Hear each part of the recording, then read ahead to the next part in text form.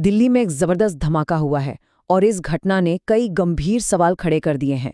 ये धमाका हुआ ऐतिहासिक लाल किले के पास शाम के वक्त। जो कहानी बताई जा रही है और जो मंजर दिख रहा है उसमें उसमें एक बहुत बड़ा फासला नजर आता है। तो चलिए इस पूरे मामले को समझने की कोशिश करते हैं। तो हुआ ये कि देश की राजधानी के बिल्कुल बीचों बीच लाल किले जैसे एक बेहद अहम और भीड़-भाड़ वाले इलाके में एक कार अचानक आग का गोला बन गई। पहली नज़र में इसे एक गाड़ी में हुआ हादसा बताया जा रहा है, लेकिन सवाल ये है कि क्या ये वाकई सिर्फ एक हादसा था या फिर इसके पीछे कोई बहुत बड़ी साजिश छिपी हुई है। इस धमाके की सबसे दुखद बात इसकी इंसानी कीमत है। अब तक जो खबरें आई हैं उनके मुताबिक 8 लोगों ने अपनी जान गंवा दी है। सोचिए, 8 परिवार जिन्होंने अपनों को हमेशा के लिए खो दिया। और ये गिनती यहीं नहीं रुकती। 25 से ज्यादा लोग गंभीर हालत में अस्पताल में भर्ती हैं, जिंदगी और मौत के बीच जूझ रहे हैं। और इन आंकड़ों के अलावा वो खौफ और सदमा है जो वहां मौजूद हर इंसान के जहन में शायद हमेशा के लिए रह जाएगा। वहां मौजूद एक चश्मदीद की बात सुनकर इस मंजर की भयावहता का अंदाजा लगता है। उन्होंने बताया कि ये एक आग का गोला था। धमाके की आवाज इतनी जोरदार थी कि आसपास की इमारतों तक के शीशे टूट गए। ये एक ऐसा मंजर था जिसे भूलना आसान नहीं होगा।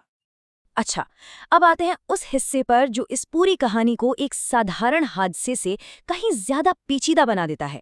कुछ चीजें हैं जो हमें ये सोचने पर मजबूर करती हैं कि ये सिर्फ एक हादसा नहीं हो सकता। और यही वो सबसे बड़ा सवाल है जो हर किसी के दिमाग में घूम रहा है।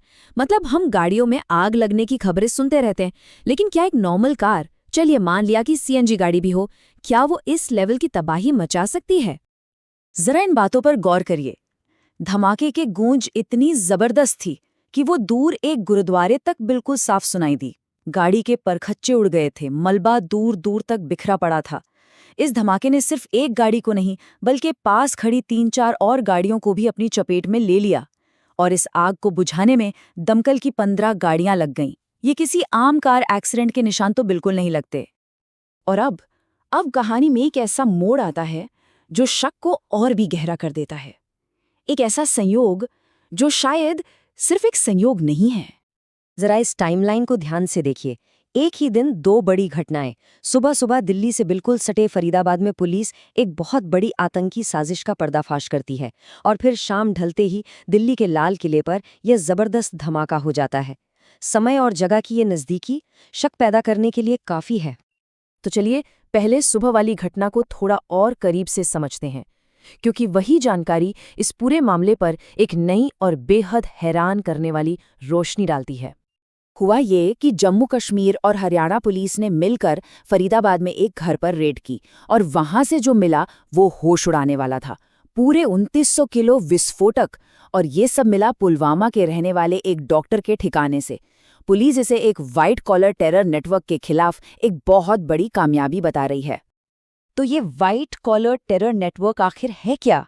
देखिए, इसका सीधा सा मतलब है एक ऐसा आतंकी गुट जिसमें पढ़े लिखे प्रोफेशनल लोग शामिल हों, जैसे डॉक्टर, इंजीनियर।